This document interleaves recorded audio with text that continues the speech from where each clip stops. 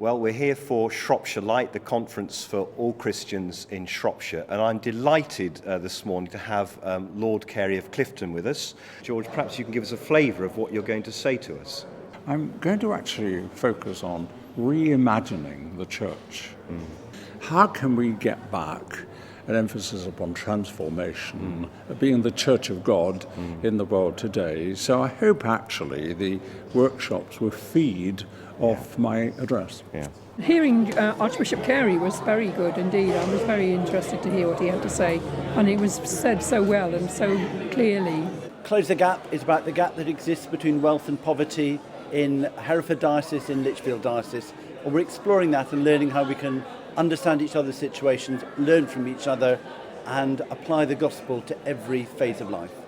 I'm doing a workshop with a few people on vocation or calling. So it's basically talking about God's love, our response to that love, and how that might work out. And hopefully some people will think about licensed ministry within the church. Entitled God's Food for God's Life, and we'll be looking at how we recognise where God is nourishing us in our life and how we kind of respond and live out the life that God calls us to. We've been looking at the inner logic of intercessory prayer. Why do we do it? In what ways is it effective? In what sense does it make any difference in the world?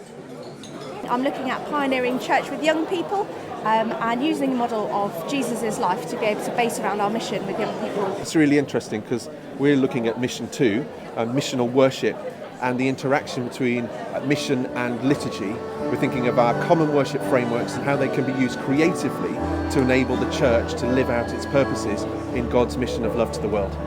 Shropshire Hope in 2014 is a vision to see churches and individual Christians working together to spread the gospel and bring hope to the people and see transformation of our both urban and rural areas.